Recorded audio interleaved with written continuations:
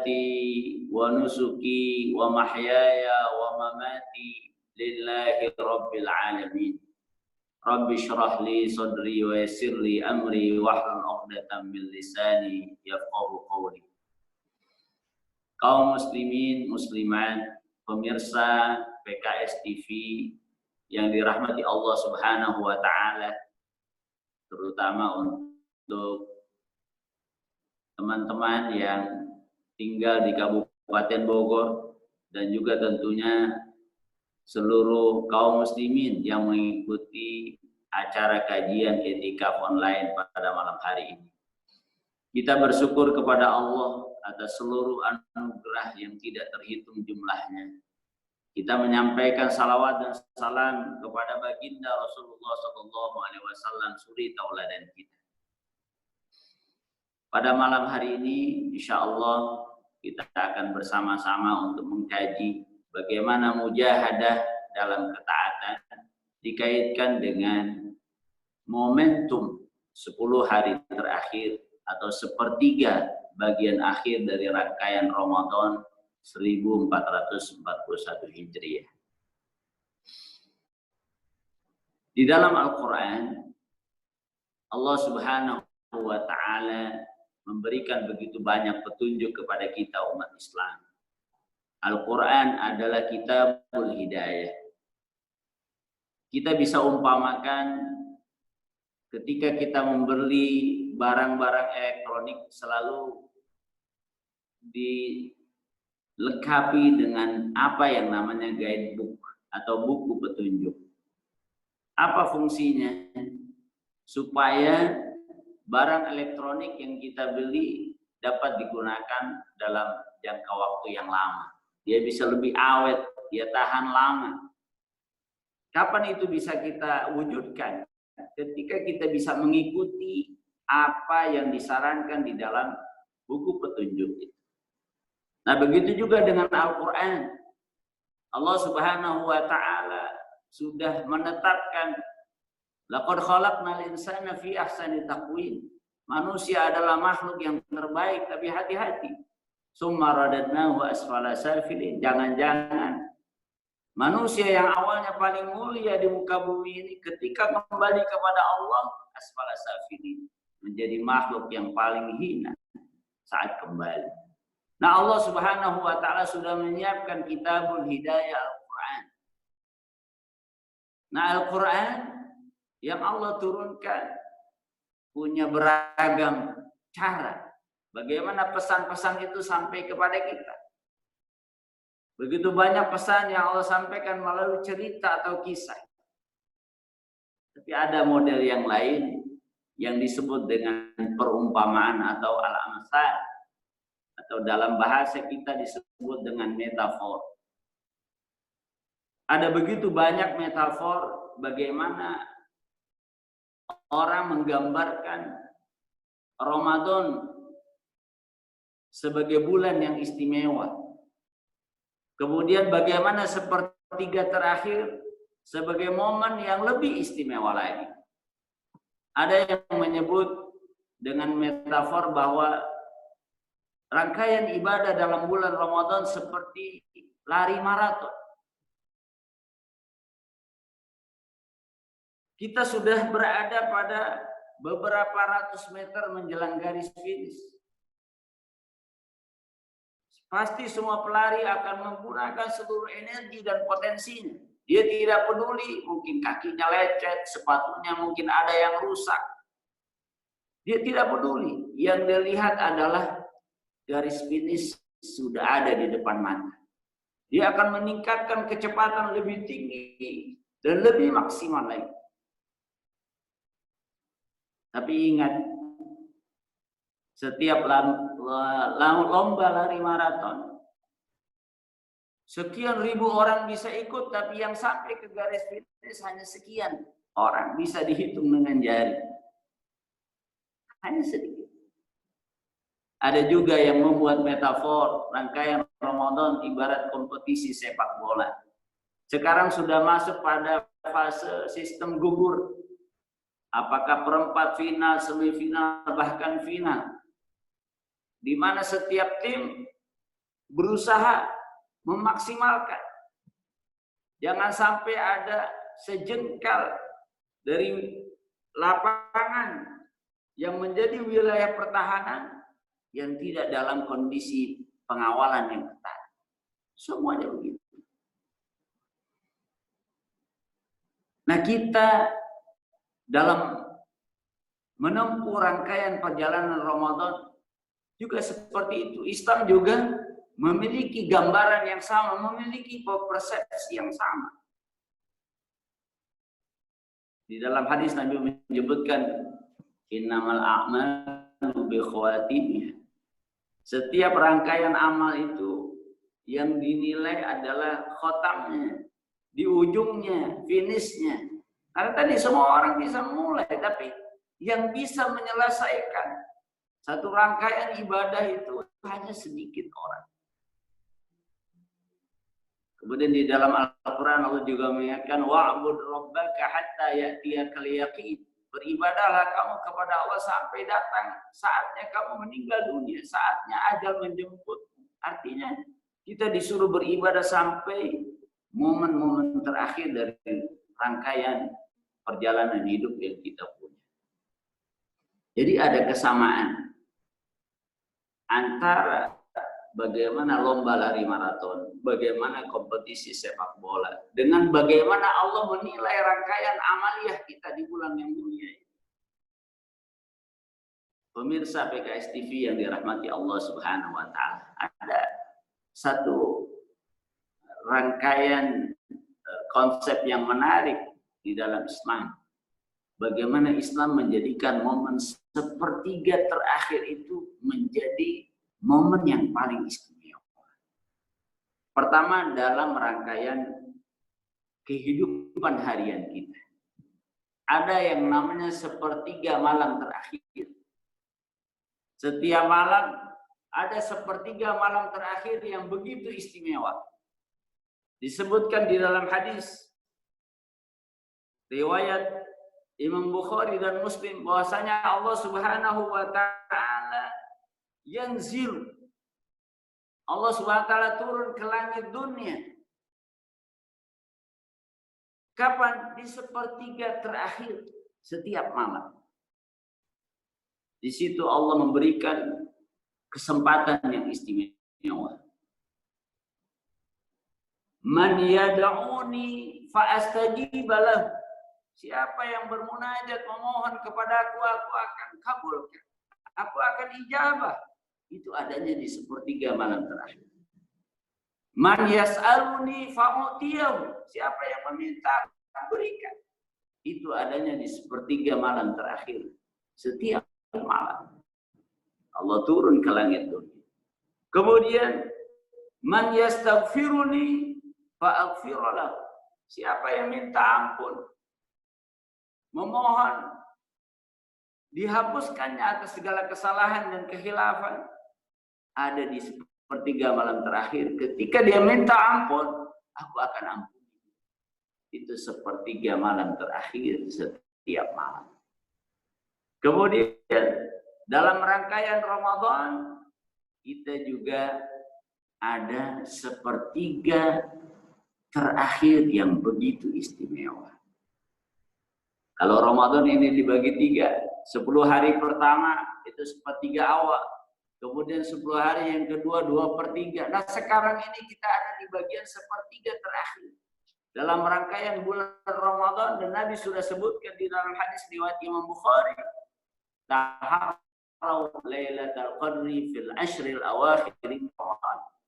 Kejar, cari, tangkap, raih Lailatul Qadar, malam yang paling mulia, malam kemuliaan, malam yang nilainya lebih baik dari 1000 bulan. Di mana kesempatan itu Allah berikan? Fil ashril awakhir min Ramadan. Begitu Nabi sebutkan. Adanya di sepertiga terakhir dari rangkaian bulan Ramadan. Kemudian hal menarik berikutnya, pemirsa PKS TV yang dirahmati Allah Subhanahu wa taala. Coba kita renungkan perjalanan hidup kita. Nabi menyebutkan di dalam hadisnya, a'maru ummati ma baina 60 wa 70. Umur umatku rata-rata 60 sampai 70 tahun. Taruhlah 60 tahun. Kalau 60 tahun ini kita bagi 3, 20 tahun itu ada sepertiga pertama, 40 tahun 2/3-nya. Kemudian 40 sampai 60 tahun ada sepertiga yang terakhir. Nah, ada satu yang menarik di dalam surat Al-Ahqaf ayat 15. Di situ Allah Subhanahu wa taala memberikan pesan spesial kepada siapa? Kepada mereka yang usianya sudah 40 tahun ke atas. Di situ Allah mengajarkan satu doa yang sekaligus menjadi pesan istimewa. Mungkin di antara pemirsa PKS TV banyak yang usianya sudah 40 tahun lebih. Ini usia sepertiga terakhir. Di situ Allah mengajarkan doa. Rabbi auzi'ni an ashkura ni'mataka allati an'amta 'alayya wa 'ala walidayya. Pesan yang pertama. Allah meminta kita untuk lebih banyak bersyukur. Ganti mindset kita. Lebih banyak bersyukur. Karena begitu banyak nikmat sudah kita konsumsi. Banyak air yang sudah kita minum. Banyak makanan yang sudah kita makan. Begitu banyak nikmat sudah kita rasakan. Kita ganti mindset kita. Dari memikirkan yang belum Allah kasih, dibalik dengan memikirkan apa yang Allah sudah kasih. Coba kita renungkan. Kadang-kadang kita sulit bersyukur. Kenapa? Karena kita berpikir apa yang belum Allah kasih. Padahal jamaah, pemirsa PKS TV yang dirahmati Allah, jauh lebih banyak nikmat yang Allah sudah kasih, belum sempat kita minta kepadanya. Jauh lebih banyak Allah sudah anugerahkan, padahal kita belum sempat bermunajat dan memohon kepadanya, tapi sudah ada dalam genggaman kita. Tapi mindset kita tetap, kita sering melihat nikmat yang belum Allah kasih. Padahal nikmat yang ada dalam genggaman begitu banyak. Nah, di usia 40 tahun Allah minta, memohon kepada Allah agar bisa bersyukur, pandai bersyukur.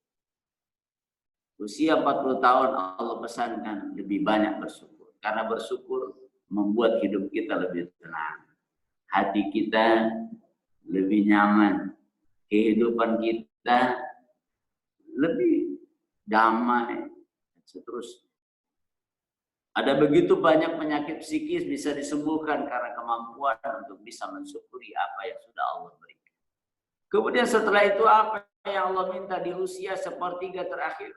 Wa an a'mala sholihan tardha. Sekarang orientasinya adalah amal soleh karena sudah sepertiga terakhir. Orientasinya adalah bagaimana menyiapkan bekal. Karena begitu kata Nabi, ketika kamu meninggal dunia akan diantar oleh keluarga, harta, dan amalmu. Keluarga dan harta akan kembali, hanya amal yang setia menemani di alam kubur. Itu Allah sudah pesankan. Wa an a'mala sholihan tardha. Kemudian yang ketiga, wa aslih li fi dzurriyyati. Minta agar anak-anak cucu yang kita tinggalkan menjadi anak-anak yang soleh. Karena waktu perpisahan sudah semakin dekat. Sudah sepertiga terakhir. Mempersiapkan anak, cucu, keturunan kita agar mereka menjadi orang-orang yang soleh. Karena hanya dengan itulah kita bisa berkumpul lagi seperti di dunia dan kembali saat kita berkumpul di akhirat. Kemudian ini tubtu ilaika. Kemudian kita banyak bertobat kepada Allah Subhanahu wa taala. Memohon ampunan. Dan itu kesempatannya ada di sepertiga terakhir tiap malam. Wabil ashari hum yastaghfirun. Kembali lagi. Kemudian terakhir, wa inni minal muslimin. Kokohkan diri kita, mantapkan diri kita sebagai seorang muslim. Seorang yang betul-betul semakin dekat kepada Allah, semakin tunduk kepada seluruh aturan Allah. Nah, pemirsa PKS TV yang dirahmati Allah, bagaimana kita lihat ini? Ada sepertiga malam terakhir setiap harinya. Dan itu momen istimewa ketika setiap doa diijabah. Ketika permohonan ampunan akan diampuni. Ketika setiap permintaan akan diberikan. kemudian sepertiga terakhir dalam rangkaian bulan Ramadan, disitulah peluang Lailatul Qadar Allah turunkan begitu besar. Kemudian pada rangkaian usia kita, di usia 40 tahun ke atas, kita sudah masuk momen sepertiga. Dan ada pesan khusus dari Allah di surat Al-Ahqaf ayat 15 tadi, itu adalah 5 hal.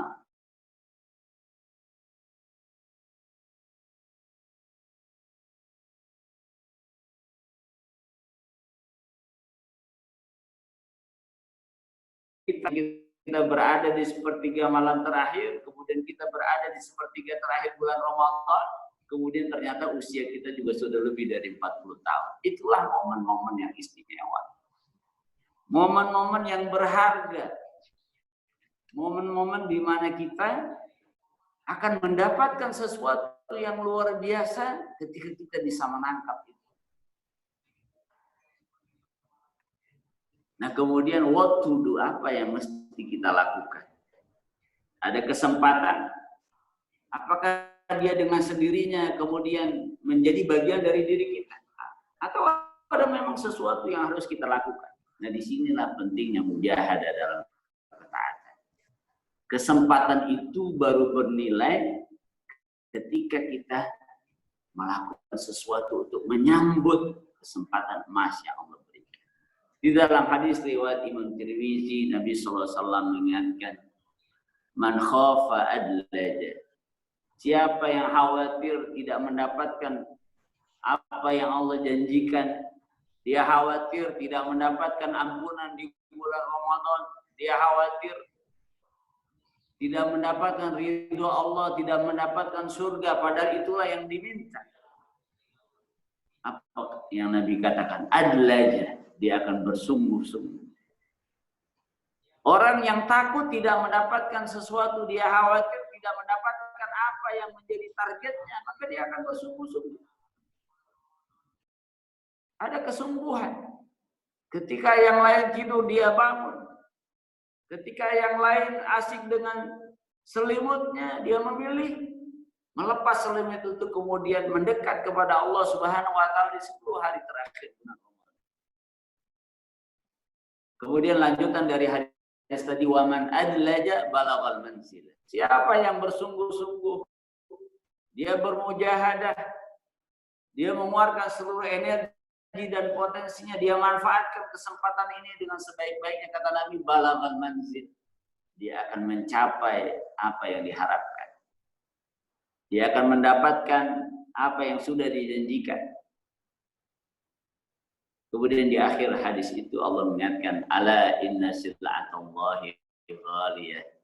Ketahuilah, wahai pemirsa PKS TV, sesungguhnya Allah menawarkan barang dagangan yang mahal kepada kita. Ghaliyah.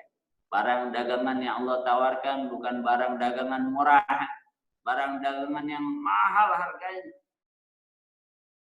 Ala inna sil'atallahi al-jannah. Apa barang dagangan itu? Barang dagangan itu adalah surga. Kalau kita pengen punya motor, kadang butuh menabung atau kredit 2-3 tahun. Pengen punya mobil 4-5 tahun. Pengen punya rumah 15-20 tahun. Nah, kita ingin mendapatkan surga. Apakah bisa dengan santai-santai? Apakah bisa dengan hanya mengharap dan berangan-angan? Tidak mungkin. Nabi sudah mengatakan dalam hadisnya, ala inna sil'atallahi ghaliyah. Surga itu mahal harganya. Surga itu butuh mujahadah. Surga itu butuh perjuangan. Dalam urusan dunia saja, there is no free lunch. Tidak ada makan siang gratis. Semuanya ada ongkosnya. Semuanya ada harganya. Semakin tinggi cita-cita, harapan yang ingin kita wujudkan, kita harus menyiapkan ongkos lebih besar lagi. Apalagi untuk mencapai tujuan akhirat kita. Akhirat yang sudah disebutkan di dalam surat Ad-Duha, walal akhiratu khairul laka minal ula. Di surat al-a'la wal akhiratu khairu wa abqa. Di dalam hadis Nabi menyebutkan, celupkan jarimu ke dalam lautan angkat yang menetes, itulah dunia. Sisanya lautan yang membentang luas, itulah nikmat. Kalau urusan dunia kita butuhkan mujahadah yang besar, apalagi untuk mendapatkan kesuksesan akhirat yang disebut dengan al-fawzul azim, kemenangan yang besar, kemenangan yang agung, kemenangan yang begitu mulia. Tentunya membutuhkan mujahadah yang lebih besar. Nah, disinilah poinnya mujahadah. Disinilah poinnya kesungguhan. Imam Al-Hashimi menyebutkan dalam syairnya, syammir wajidda li amrin anta talibuhu idla tunalul ma'ali qattu bil kasar. Syammir wajidda, syammir, sisingkan dengan bajumu. Kalau Nabi menyebutkan di dalam hadisnya, wasyaddal mi'zar, mengencangkan ikat pinggang, itu tanda kesungguhan. Syammir wajidda, bersungguh-sungguhlah. Dalam hal apa? Li amrin anta talibuhu. Untuk satu urusan yang kamu ingin mengejarnya, kamu ingin mendapatkannya. Idz la tunalul ma'ali qattu bil kasb. La tunalul ma'ali, tidak mungkin kemuliaan, kenikmatan yang luar biasa, apalagi surga yang mahal harganya bisa didapatkan dengan al-kasal, dengan kemalasan, dengan santai. Tidak mungkin. Membutuhkan mujahadah yang besar. Membutuhkan mujahadah dari kita semua. Nah, tadi Ustaz Abdul Hayy sudah menyebutkan salah satu ayat di dalam Al-Quran, dan ini sekaligus menjadi nasihat buat kita, apa sih mujahadah yang paling besar. Walladzina jahadu fina lanahdiyannahum subulana. Dan orang-orang yang bermujahadah. Bermujahadah dalam hal apa? Fina, untuk mencapai ridho Allah Subhanahu wa ta'ala. Mengharapkan ridho Allah. Inna salati wa nusuki wa mahyaya wa mamati lillahi. Diulang-ulang. Setiap kali kita membaca doa iftitah itu sebagai pembaharuan dari resolusi kita. Bahwasanya mujahadah yang paling besar adalah mujahadah untuk melakukan segala sesuatu dengan ikhlas karena Allah SWT. Ini yang berat. Finanya itu yang berat. Bisakah kita bermujahadah fina di jalan Allah Subhanahu wa taala hanya untuk meraih ridho Allah? Makanya hikmahnya doa kita itu diulang-ulang supaya kita terus ada bahasa kalibrasi. Kalibrasi itu dalam bahasa iptek saya juga baru paham. Setiap alat ukur yang digunakan di masyarakat itu, apakah pengukur suhu, pengukur panjang, pengukur berat, itu secara bertahap dia akan mengalami perubahan. Dia akan mengalami pergeseran. Nah, alat-alat ukur ini tidak bisa selamanya digunakan, tapi secara berkala dia harus dikalibrasi, disetting ulang, supaya kembali normal, supaya kembali bisa berfungsi seperti awalnya. Makanya kadang-kadang kita nimbang badan itu di rumah beda, di klinik beda, di rumah sakit beda, karena dia mengalami perubahan. Kalau alat-alat pengukur tadi yang dibuat dari besi, dari plastik, dari benda-benda yang padat saja bisa berubah, apalagi hati ini lebih rentan, fluktuasinya lebih tinggi. Makanya hikmah diulang-ulang dalam doa iftitah bahwa kita semua melakukan lillahi rabbil alamin. Hikmahnya adalah mengkalibrasi lagi hati kita, jiwa kita, bahwa tujuan kita melakukan segala sesuatu adalah untuk Allah Subhanahu wa ta'ala. Nah, menurut sebagian ulama inilah mujahadah yang paling berat. Kenapa paling berat? Karena manusia selalu terdorong untuk melakukan sesuatu karena ingin dilihat oleh manusia, ingin didengar oleh manusia, itu sesuatu yang secara tabii terjadi pada diri setiap orang. Nah, disitulah kemudian setan masuk. Karena itu ria adalah bagian dari sesuatu yang bisa mengganggu amal yang kita lakukan setiap hari. Maka mujahadah yang paling besar adalah mujahadah untuk selalu menjaga keikhlasan. Mujahadah. Nah, kemudian setelah itu mujahadah dalam melakukan yang baik atau melakukan kebaikan dan meninggalkan yang dilarang oleh Allah Subhanahu wa taala. Nah, menurut Syekh Utsaimin, dua amal yang membutuhkan mujahadah yang paling besar, yang pertama adalah puasa menurut beliau. Karena puasa harus menahan kebutuhan pokok manusia, dorongan perut manusia, dan itu biasanya sangat sulit dan sangat berat. Orang kalau sudah terganggu urusan kebutuhan perutnya, itu biasanya sangat sulit untuk dikendalikan. Itu akan mendorong manusia bisa melakukan sesuatu yang di luar perkiraan, karena ada kebutuhan perut yang diganggu.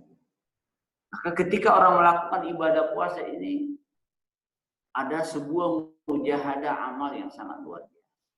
Kemudian yang kedua menurut beliau adalah sholat berjamaah. Mungkin orang bisa sholat 5 waktu, tapi mereka melakukannya sendiri. Mereka melakukannya di rumah. Mereka melakukannya sesuai dengan kesempatan yang dia punya. Tapi orang yang mau sholat berjamaah, dia melakukan mujahadah yang lebih besar. Dia melakukan mujahadah yang begitu besar.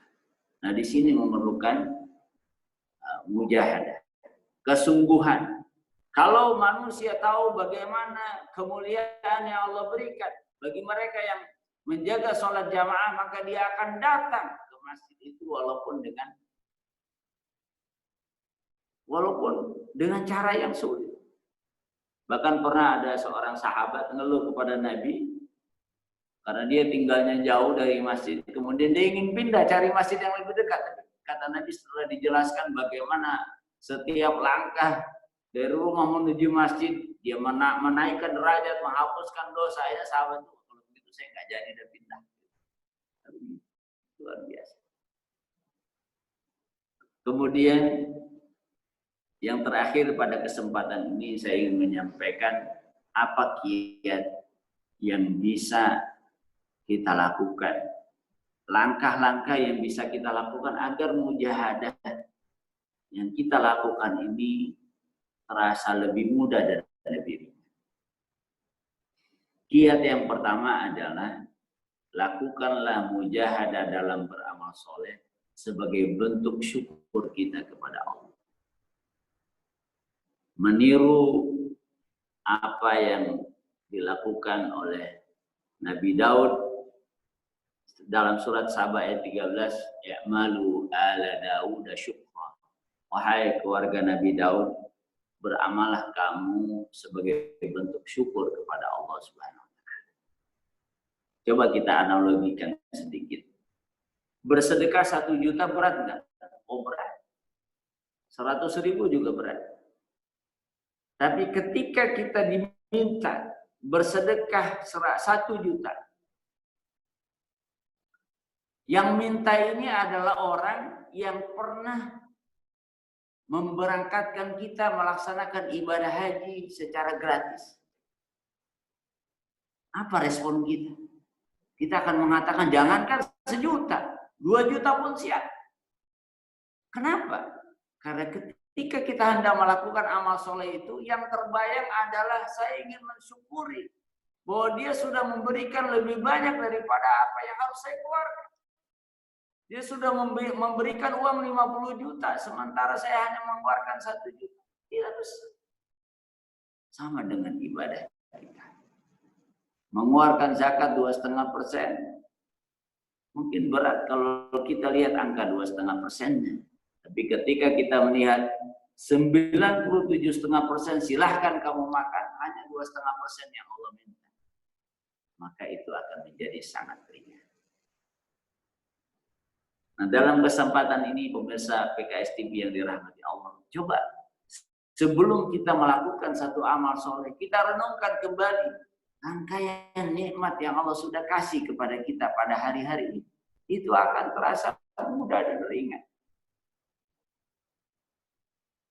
Makanya ketika Nabi ditanya oleh istrinya, "Wahai Rasulullah, bukankah dosamu sudah diampuni? Dosa yang belum yang lalu sudah diampuni, bahkan dosa yang belum Nabi lakukan juga sudah diampuni. Dosa yang belum Nabi lakukan sudah diampuni. Kenapa kamu beribadah sampai kakimu bengkak, sampai begitu berat, begitu lama kamu melaksanakan sholat?" Apa jawabannya? "Afala akuna abdan syakur." Apakah aku tidak mau menjadi hamba yang pandai bersyukur? Jadi sudah bukan lagi ingin melaksanakan satu tugas, tapi sudah merasakan nikmat begitu banyak dalam genggaman. Aku ingin melakukan ini sebagai bentuk syukur kepada Allah. Nikmat Allah tak terhingga. Nikmat mendapatkan hidayah saja kalau kita renungkan, Masya Allah, Masya Allah. Kita lihat pamannya Nabi, kita lihat istri Nabi Lut, istri seorang Nabi, anaknya Nabi Nuh, kurang apa? Nabi Ulul Azm, tapi Allah tidak berikan hidayah. Kita nggak ada apa-apanya. Kita nggak ada hubungannya dengan para nabi. Artinya kita tidak ada hubungan secara langsung keturunan dari mereka atau ada hubungan langsung dengan mereka. Tapi Allah berikan kita hidayah. Maka kita lihat dalam banyak ayat Al-Quran, itu sebelum ada perintah, diingatkan dulu. Misalnya surat Al-Kautsar. Sebelum Nabi diperintahkan untuk sholat Idul Adha dan berkurban, apa yang disebutkan? Inna a'tainakal kautsar. Sesungguhnya kami sudah memberikanmu nikmat yang begitu banyak. Fasholli li rabbika wanhar. Salatlah dan berkurban. Ketika sudah terbayang, oh Allah kasih nikmat 100 juta, Allah kasih nikmat 50 juta, maka berkorban 1 juta, 2 juta itu ringan. Tapi kalau tidak ingat nikmat Allah, 2 juta itu berat. Di dalam surat Ad-Duha, sebelum Allah meminta fa'ammal yatima fala taqhar wa amma sa'ila fala tanhar wa amma bi ni'mati rabbika fa'adis, Allah ingatkan dulu. Alam yajidka yatiman fa'awa wa wajadaka dhallan fahada wa wajadaka 'ailan fa'aghna. Allah ingatkan dulu kan kau tidak mendapatkan bimbingan dari Allah. Fahada, Allah berikan hidayah, Allah berikan petunjuk, Allah turunkan wahyu. Kemudian dulu kau dalam keadaan miskin, Allah cukupkan. Dulu kau yatim, kemudian ada yang mengasuh dan seterusnya. Baru kemudian Allah memberikan perintah kepadanya. Ketika Allah memerintahkan kita untuk memilih jalan yang baik atau jalan yang buruk, Allah ingatkan dulu, alam naj'al lahu ainain wal lisana wa syafatain. Aku sudah anugerahkan kepadamu mata, kemudian bibir sehingga bisa berkomunikasi, baru wahadainahu najdain, diberikan pilihan. Itu yang pertama.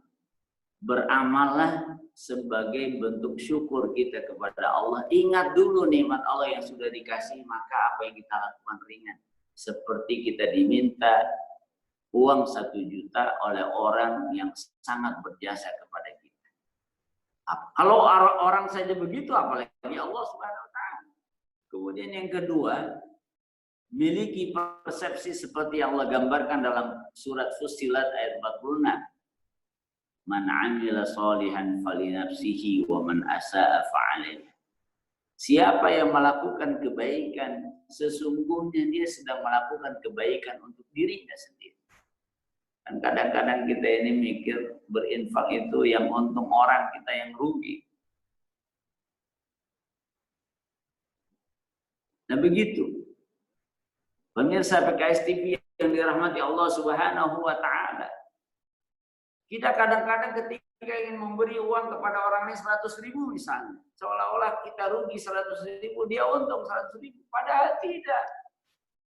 Itu persepsi kita. Dalam pandangan Allah, man amila sholihan falinafsi. Kita sedang berbuat baik kepada diri kita sendiri. Kita sedang berbuat baik untuk diri kita, bukan untuk orang lain, bukan untuk Allah Subhanahu wa taala, karena kebaikan kita tidak menambah kemuliaan Allah.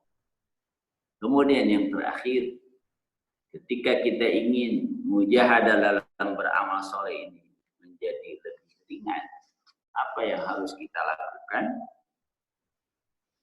Kita harus menyadari betul bahwa ketika kita melakukan kebaikan, Allah sudah kasih nikmat, kemudian kita berbuat baik. Nah ternyata berbuat baik itu tidak kemudian selesai begitu saja. Apa yang terjadi kemudian? Allah kasih ganjaran lebih banyak lagi, Allah kasih lagi. Allah kasih nikmat kita 100 juta. Kemudian kita mengeluarkan zakat 2,5 juta.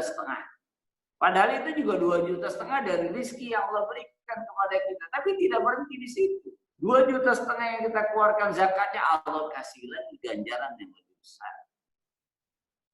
Begitu Allah sebutkan dalam surat Al-Muzammil ayat 20.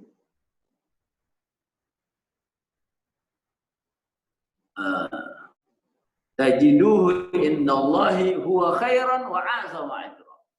Kamu akan menemukan apa yang kamu lakukan dari amal soleh itu, kamu akan mendapatkan ganjaran di sisi Allah khairan, itu jauh lebih baik daripada apa yang kamu korbankan, dan ganjarannya jauh lebih besar. Dengan begitu kita udah berinfak dari rizki yang Allah kasih, ternyata ketika kita keluarkan Allah kasih lagi, Allah kasih lagi. Dan salah satu nama Allah adalah Asy-Syakur, zat yang maha bersyukur. Nah itu mungkin gambaran dari mujahadah dalam ketaatan yang bisa disampaikan pada malam hari ini, betapa ini momen sepertiga terakhir. Sepertiga setiap malam Allah berikan kesempatan kepada kita, sepertiga bulan Ramadan juga Allah berikan, dan bisa jadi ini juga sepertiga dari usia hidup yang kita punya. Kita bisa mendapatkan kemuliaan kalau kita isi dengan mujahadah.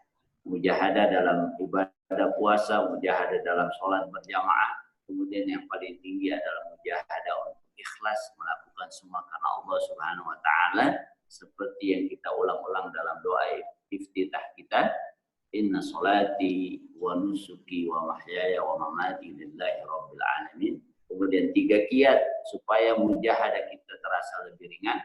Beramallah diawali dengan syukur kepada Allah Subhanahu wa taala sehingga mujahadah ini terasa ringan. Kemudian yang kedua, ikutilah apa yang Allah sampaikan dalam Al-Qur'an. Setiap kita melakukan kebaikan, sesungguhnya kita sedang berbuat baik untuk diri kita sendiri, bukan untuk orang lain. Pemirsa PKS TV malam ini mungkin menyempatkan untuk menyimak tauji atau kajian itikaf malam hari, bukan untuk orang lain, tapi untuk diri kita sendiri. Kemudian yang terakhir, ternyata ketika kita sudah berbuat baik, dari anugerah nikmat yang Allah berikan, tidak berhenti di situ. Allah kasih lagi yang lebih banyak, Allah kasih lagi. Dan mudah-mudahan ini menjadi pendorong bagaimana kita bisa menikmati rangkaian sepertiga terakhir di bulan Ramadan atau Ashrul Awakhir dengan lebih baik. Ini saja mungkin sebagai awalan, Ustaz. Jazakumullah khairan. Assalamualaikum warahmatullahi wabarakatuh. Waalaikumsalam warahmatullahi wabarakatuh. Terima kasih Ustaz. Pemaparan yang sangat jelas dan tentu ini sangat mencerahkan kita. Apalagi materi ini kita dapat di sepertiga malam terakhir Ramadan yang tinggal 5 atau 6 hari lagi meninggalkan kita. sungguh bekalan yang sangat urgent bagi kita semuanya. Sebelumnya saya ingin menyapa kepada seluruh pemirsa PKS TV yang terutama yang ada di Jabodetabek dan di seluruh Indonesia atau di mana saja berada. Terima kasih telah menyimak dan memperhatikan kajian online Etikat pada malam hari ini. Baik Ustadz, berikutnya ada pertanyaan yang datang dari Al-Ahpepi. Ustadz mau tanya dong, nah, ini pertanyaannya. Paparan ini sangat bagus terkait mujahadah. Cuma bagaimana ya dalam bermujahadah kepada pemimpin? Mungkin maksudnya adalah memberikan keberpihakan kepada pemimpin yang terlihat kepada pemimpin terlihat mungkin maksudnya pemimpin yang sekarang kita lihat ya kondisinya tidak begitu jelas ya, terutama terkait pada kasus fenomena COVID-19 ini. Kira-kira bagaimana kita mensikapi terhadap pemimpin yang seperti ini? Mungkin itu kali Ustaz pertanyaannya. Silakan Ustaz. Ya. Bismillahirrahmanirrahim. Ada 3 tahapan seperti yang Nabi sampaikan. Ketika kita melihat satu fenomena yang tidak baik, ketika kita melihat satu fenomena yang tidak pas bagi kita, dan setiap Muslim harus melakukan itu, apa yang disebut dengan al-amru bil ma'ruf wan nahyu 'anil munkar. Ketika ada kebaikan, ada ma'ruf, kita dorong semaksimal mungkin, kita support dengan baik. Tapi ketika ada hal yang tidak pas buat kita, kita perlu mengingkari. Nah, pemirsa PKS TV dan yang bertanya, yang dirahmati Allah Subhanahu wa taala. Nah, disinilah kemudian Nabi memberikan 3 pilihan atau 3 model, dan itu nanti kita persepsikan dengan diri kita. Man ra'a minkum munkaran falyughayyirhu biyadihi. Siapa yang melihat ada satu kemungkaran, ya kemungkaran di sini umum, apakah individu tertentu, komunitas tertentu, atau bahkan pemerintah, pemimpin. Falyughayyirhu biyadihi. Ketika dia punya tangan, dia punya kekuasaan, dia punya otoritas, maka dia harus menggunakan itu. Misalnya anggota DPR, seperti ya baru kita saksikan ada undang-undang yang disahkan di sidang paripurna, ada kekebalan dan seterusnya. Nah, seharusnya mereka yang Muslim, kemudian dia tahu ini ada peluang kemungkaran, falyughayyirhu biyadihi, dia bisa menggunakan otoritas. Kalau itu tidak bisa kita lakukan karena kita sebagai warga negara, bukan bagian dari anggota parlemen misalnya. Fa illam yastati fa bilisani, kita gunakan lisan kita, tulisan kita. Kita bangun kesadaran masyarakat melalui opini misalnya. Terakhir tentang herd immunity terkait dengan COVID-19 misalnya, seolah-olah ada semacam pembiaran. Biarlah nanti masyarakat kebal sendiri setelah mereka merasakan penyakit tersebut. Karena ada kekebalan yang sifatnya alami. Kekebalan yang kita dapatkan setelah kita merasakan penyakit. Misalnya orang yang sudah pernah kena penyakit cacat, maka dia tidak akan kena, ada kekebalan. Biarin aja, nanti ada kekebalan secara alami yang akan dimiliki oleh warga. Apakah ini satu hal yang positif dalam pandangan Islam atau tidak?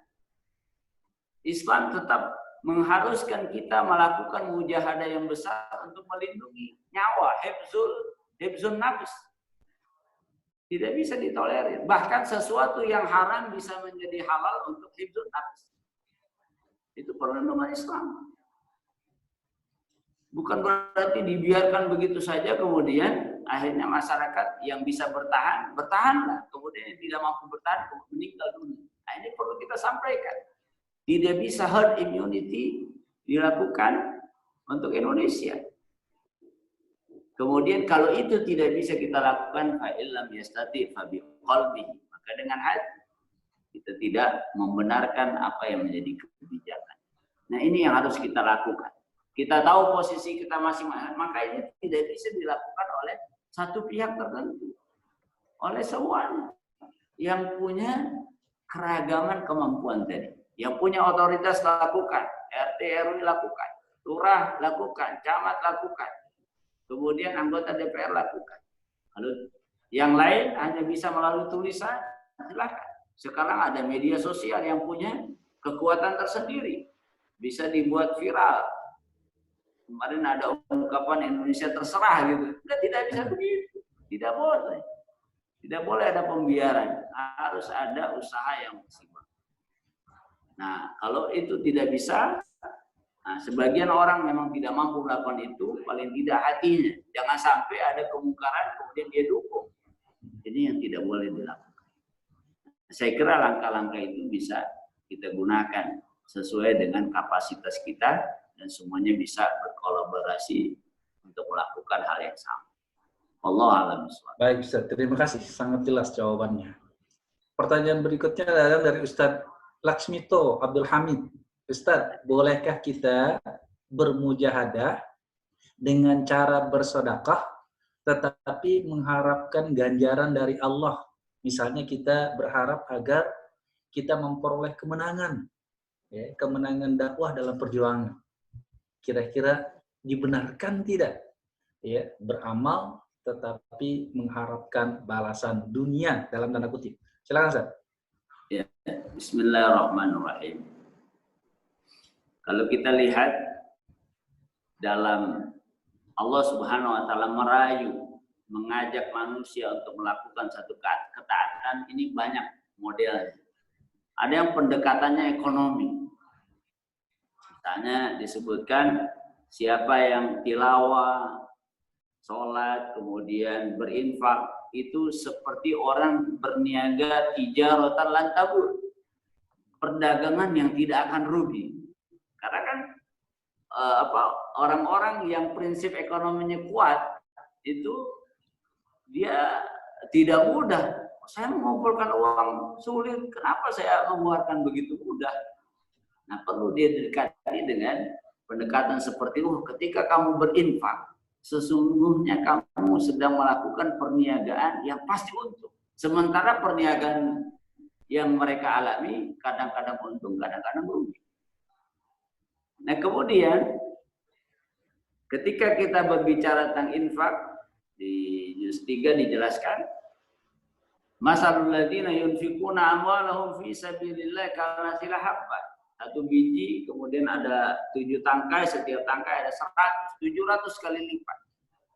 Nah, ketika kita melakukan satu kebaikan, kemudian kita ingin mendapatkan ganjaran, balasannya itu dari Allah Subhanahu wa taala, itu masih masuk dalam kategori amal ibadah yang ikhlas karena Allah. Jadi masih dalam koridor keikhlasan. Karena kita mengharapnya dari Allah. Bukan mengharapnya dari manusia. Bukan mengharapnya dari selain Allah SWT. Tapi yang paling utama, tujuan besarnya adalah misalnya kita mendapatkan kemenangan dari Allah Subhanahu wa taala. Nah, itu masih masuk dalam kategori ikhlas. Saya beramal supaya masuk surga.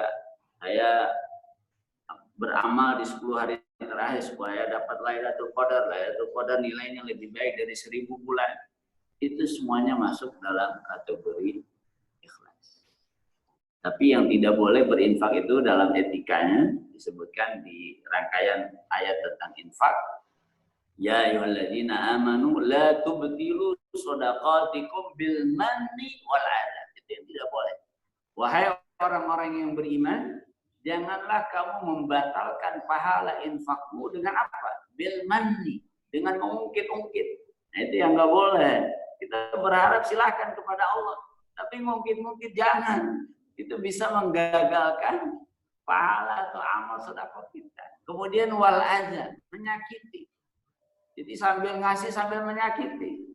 Ada orang meminta ke rumah kita kasih 10.000 tapi dengan tangan kiri dilempar. Nah, itu menyakiti. 10.000-nya Bisa jadi nilainya lebih kecil dari rasa sakit yang masuk di dalam hatinya. Bisa jadi bukan pahala yang didapatkan, tapi dosa, karena apa yang kita lakukan lebih besar lukanya pada diri orang yang menerima. Nah, itu yang disebutkan dalam Al-Quran. Jangan batalkan pahala sedekahmu dengan mengungkit-ungkit atau tadi menyakiti. Atau riya, ada juga di ayat berikutnya disebutkan. Allah alam bisawab. Baik Ustaz, terima kasih. Kita lanjut kepada pertanyaan berikutnya Ustaz, datang dari Al-Ahsan di Hidayat. Bagaimana tip mengatur waktu di saat iktikaf di tengah kesibukan mencari nafkah? Mencari nafkahnya contohnya di pasar, Ustaz. Jadi bagaimana kita bisa memaksimalkan waktu 10 hari terakhir dengan iktikaf tetapi kita sendiri sibuk. Kira-kira bagaimana tipnya agar kesibukannya tertakani, pahala iktikaf juga dapat. Barangkali begitu. Ya, bismillahirrahmanirrahim. Nah, memang kadang-kadang kita hanya berpikir urusan dunia kita lakukan by design, tapi urusan akhirat ala kadarnya atau seadanya. Saya pernah ketemu ketika saya ke Kalimantan, ketemu seorang pengusaha rumah bakar ikan ya, karena di dekat pantai. Dia cerita, Ustaz, ya ini alhamdulillah, pokoknya dalam setahun 11 bulan saya buka warung.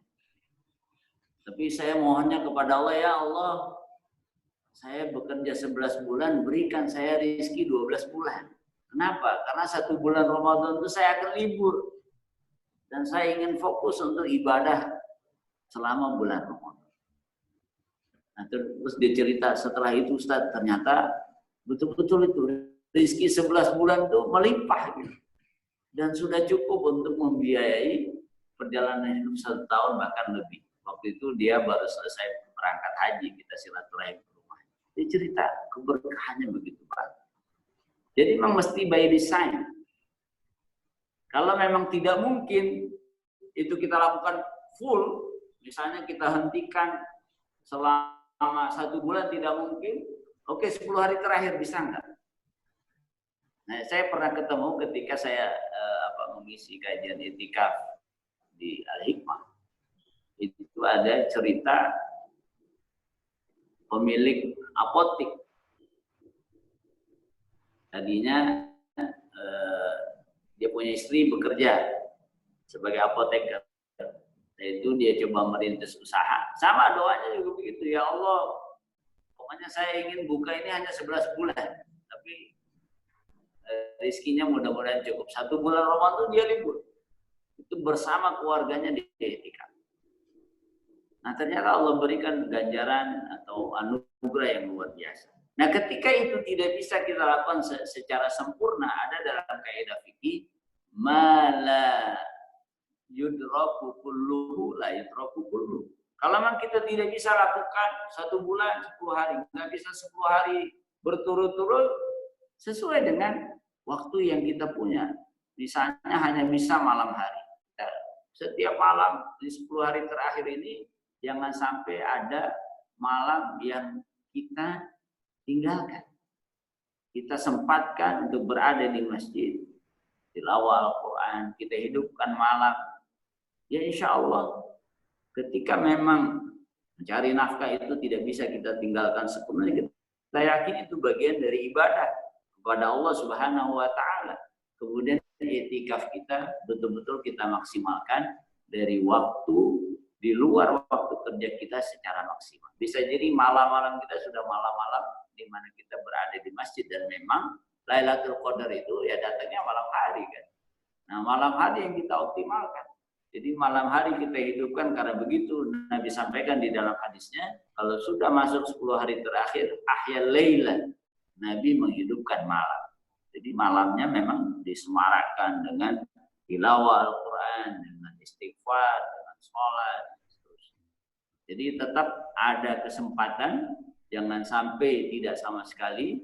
Insya Allah ketika kita punya azam yang kuat, tapi kita memang punya keterbatasan, bisa jadi azam yang kuat itu menjadi penambah nilai kita. Mudah-mudahan Allah beri kita nilai seperti orang yang itikaf penuh cuma karena kita punya keterbatasan. Wallahu a'lam bishawab. Baik, terima kasih Ustaz. Kita lanjut kepada penanya berikutnya, datang dari AR Hermansah. Ustaz, orang kaya itu mudah untuk berinfak di bulan Ramadan. Tapi bagi yang fakir dan miskin yang ingin juga berinfak, ini bagaimana solusinya? Karena yang miskin juga ingin berlomba-lomba meraih surga. Kira-kira gimana jalan keluar bagi orang miskin yang ingin berinfak sementara terbatas? Silakan, Ustaz. Bismillahirrahmanirrahim. Rangkaian ibadah puasa ini ingin menaikkan level kita menjadi orang yang muttaqin. Di dalam surat Ali Imran ayat 133 134 di situ Allah menjelaskan apa sih ciri-ciri orang muttaqin di antaranya. Nah, di ciri yang pertama disebutkan alladzina yunfikuna fis sarra'i wad dharra. Dia berinfak di kala senang dan di kala susah. Saya pernah buat satu tulisan judulnya surga yang luar biasa disiapkan oleh Allah untuk orang yang punya gaya hidup luar biasa. Kalau berinfak di kala senang gampang dan itu udah biasa. Orang berinfak habis dapat THR, orang berinfak habis dapat gusuran, orang berinfak harus dapat hadiah yang besar, itu biasa. Tapi yang Allah minta di sini dan itu tidak ada dalam gaya hidup. Saya kira nggak ada dalam gaya hidup komunitas yang lain kecuali dalam Islam. Allah minta tetap berinfak fid dharra, dalam keadaan sulit, dalam keadaan susah. Karena itu salah seorang sahabat yang namanya Abu Dzar Al-Ghifari, dia kan seorang sahabat yang sangat sederhana. Nabi tidak mengatakan, wahai Abu Dzar, kamu jangan infak untuk kebutuhan hidup kamu aja udah pas-pasan misalnya. Oh tidak. Apa yang Nabi sampaikan? Ya Abu Dzar, wahai Abu Dzar Al-Ghifari, idza tabakhta maraqatan fa'aksir ma'ah. Kalau kamu masak satu masakan yang banyak kuahnya, perbanyak, fa'aksir ma'ah, airnya diperbanyak. Wa ta'ahad jironaka, bagi-bagi kepada tetanggamu. Artinya Nabi tetap mendorong orang-orang yang beriman menjadi orang yang selalu memberi. Dan ini gaya hidup yang luar biasa.